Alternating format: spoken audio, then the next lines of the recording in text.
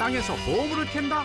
땅에서 옛것을 찾는 추억 수집가부터 전 세계의 화폐를 모은다. 화폐 수집가까지 수집 왕들의 다양한 보험을 만나봅니다. 수집 왕을 찾았어. 특별한 수집가가 있다고 해서 찾아간 곳. 지금 제가 산에 있거든요. 산속으로 들어오세요. 산에서 보자는 말에 힘겨운 등산 중이던 그때 나뭇가지 사이로 보이는 사람의 그림자. 안녕하세요. 저희 황금나초판에서 나왔는데 저희랑 통화하신 분 맞나요? 예, 맞습니다. 오늘의 첫 번째 주인공 이이교 씨. 그런데 인사 뒤 하염없이 땅만 파는 이 남자. 지금 뭐하고 계신 거예요? 보물 캐는 중이에요. 보물이요? 예. 땅에서 보물이요? 근데 아무리 봐도 이거 저기 삽질만 하는 것 같은데. 나왔어요. 뭔데요? 이게 제 보물이에요. 이건 그냥 누가 버린 병 아니에요? 선생님 뭐 하시는 분이세요? 저는 전국 산속을 돌면서 이런 옛날 병이라든가 과자봉지 이런 보물들을 찾고 있어요. 매일같이 땅을 파 옛 물건들을 발굴 중이라는데 또다시 발견된 유리병. 예전 1970년대 초반에 생산 판매되었던 그 병인데 여기 보시면 71년이라 써 있죠. 71년이니까 50년 가까이 된 병이죠. 오, 이야, 모형이 나오지? 뭐예요 이건? 비행기네, 비행기. 70년대 것 같은데, 10원짜리. 70년대 후반 과자봉지예요, 이거. 과자봉지요? 예. 1975년도에 출시됐던 과자봉지 44년이나 된 보물 중에 보물이라고. 그럼 어디 어떤 게 있을 줄 알고 찾으시는 거예요? 다 방법이 있죠. 갑자기 휴대폰을 꺼내 지도를 보여주는데 여기가 옛날 그 길이거든요. 옛날 그 길이 있다는 거는 분명히 길 끝에 사람이 살았다는 거거든요. 지도에 남아있는 지퍼의 흔적들. 분리수거 개념이 부족했던 40여 년 전 땅에 묻었던 물건들을 캐는 거라고. 오늘 발굴해낸 보물들이 깨질까 일일이 신문에 포장해 내려갈 준비를 하는데요. 제가 땅 판 지가 한 10년 넘었는데 보여드릴 게 참 많아요. 한번 가서 보실래요, 같이? 수집가를 따라 향한 곳은 그의 고향집이 있다는 강원도 삼척. 안으로 들어서자 펼쳐지는 병들의 향연. 수납장을 꽉꽉 채운 수많은 병들이 집을 차지하고 있는데 색도 모양도 모두 제각각. 몇 개나 돼요? 한 3,000점 이상 되는 것 같아요. 그때 삼성콜라라고 아세요? 아니요, 처음 들어보는데요? 이게 70년대 초반에 나왔던 병이에요. 지금은 사라진 그때 그 시절의 음료병. 이게 60년대 간장병들이에요. 자, 보세요. 60년대 사자표 간장병이에요. 사자 문양이 병에 그대로 남아있는데요.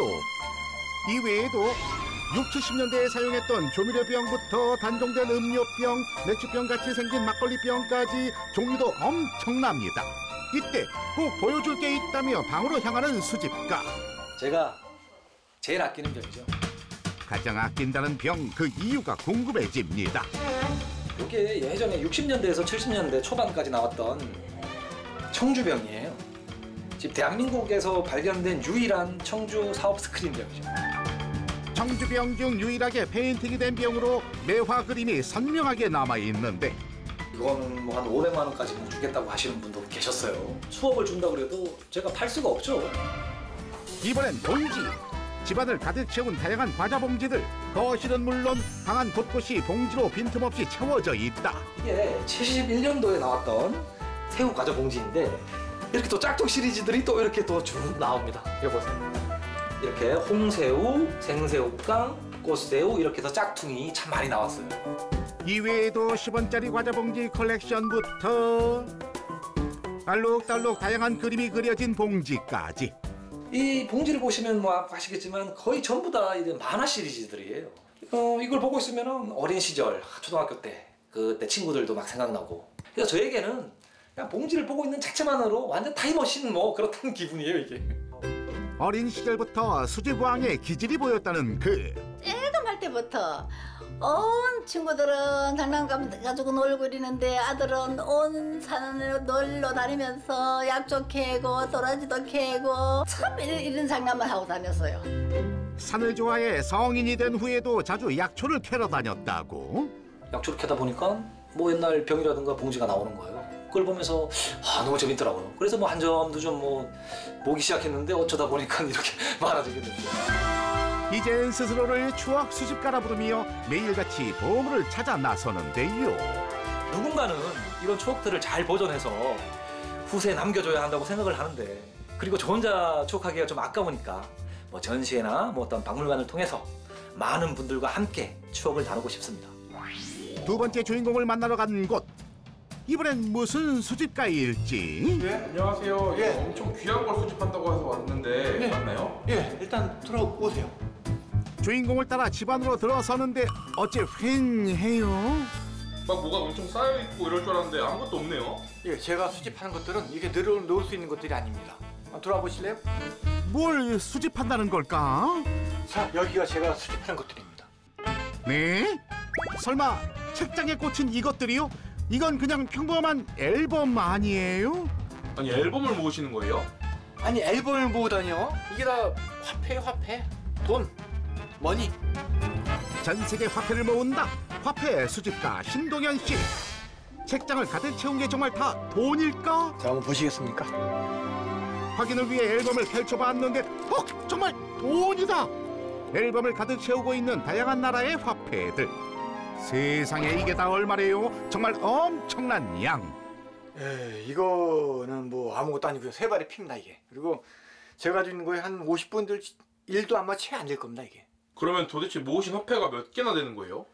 아마 종류 수로는 한 15,000 종류 이상 될 것 같고요. 한 200개 이상은 되지 않겠습니까? 한국, 중국, 프랑스, 독일, 태국, 가나, 짐바브웨 등등등 국경을 넘어선 화폐 수집. 이제 본격적으로 돈 자랑을 시작하는데 먼저 보여줄 돈은 우리나라의 옛 화폐입니다. 이 화폐가 일제강점기 때 만들어진 화폐입니다. 그래서 1914년에 만들어진 일명 금권이라고 하죠. 그 당시엔 금과 바꿀 수 있어 금권이라 불렸다는 화폐. 뒷면엔 조선은행과 골드라는 글씨가 선명하게 적혀 있습니다. 당시에는 순금 20돈 정도에 해당되는 가치가 있었어요. 순금 20돈을 현재 시세로 따져보면 무려 415만 원. 저기요, 남은 거 있으면 한 장만. 세종대왕 그 초상이 옛날에 이 모습이 아닌 거 아세요? 아니요, 저는 항상 저 모습으로 기억하는데. 아니요, 이 초기에 세종대왕이 화폐 디자인에 등장한 거 1960년대거든요.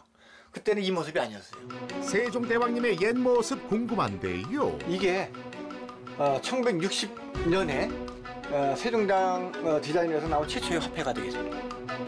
지금 만원권에 실린 세종대왕과는 사뭇 다른 느낌이죠. 1960년 500판을 시작으로 1000원, 100원, 지금의 만원권까지 무려 8번이나 화폐가 변했음에도 모델은 모두 세종대왕. 근데 갈수록 용안이 젊어지시는 것 같은데 기분 탓인가요? 그럼 갖고 계신 화폐 중에 가장 고가의 화폐는 뭐예요? 고가 화폐라 그거는 희귀 화폐 중에서도 으뜸이라는 이것. 자, 이 모자 하나냐 진짜 희귀한 아이템입니다. 바로 우리나라 최초로 여성 모델이 등장한 모자 화폐인데요. 이게 딱 24일간만 유통이 됐거든요. 그 이후로는 유통이 정지. 유통이 정지됐다? 자, 이 화폐가 62년 5월 16일 화폐가 발행됐거든요. 근데 이 발행된 날 5.16이 터졌죠.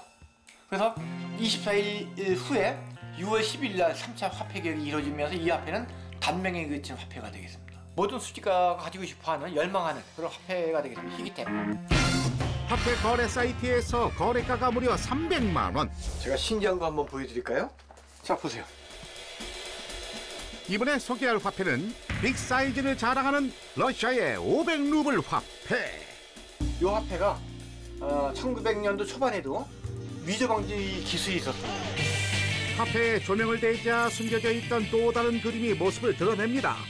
이외에도 정사각형의 화폐부터 춘추 전국시대에 사용됐다는 동전, 명화처럼 아름다운 색채의 화폐까지 희귀한 돈이 한가득 모두 몇십 년에 걸쳐 보물처럼 모은 것들이랍니다. 지금부터 한 50한 4, 5년 전 아버지가 그때 고물상을 하셔가지고요. 거기에 들어오는 고물 중에서 미국 동전, 일제시대 동전, 엽전 같은 것들이 신기해서 하나씩 둘씩 모으기 시작했던 거죠. 그날 오후 외출에 나선 주인공. 찾은 곳은 역시나 화폐 상가인데요. 75년도에 나온 그 1000동짜리 화폐 있어요, 베트남 거? 과연 찾는 화폐를 만날 수 있을지 긴장되는 순간. 야, 이게 여기 있었네 이게. 야, 운이 따른 걸까? 오매불망 기다리던 화폐 구입에 성공. 이런 화폐 종류는 내보다 더 선배라요. 워낙 많이 알아요. 가끔 모르는 게 있으면 내가 문의할 정도니까. 알겠습니다. 드디어 완성된 베트남 화폐 컬렉션. 뿌듯함을 감출 수 없는데 제 목표는 화폐 박물관입니다. 그래서 화폐에 담긴 역사, 경제, 사회, 문화, 전쟁 이런 다양한 장르의 테마들을 다양한 계층의 사람들이 접하고 재미를 느끼게 하고 싶은 것이 제 목표입니다.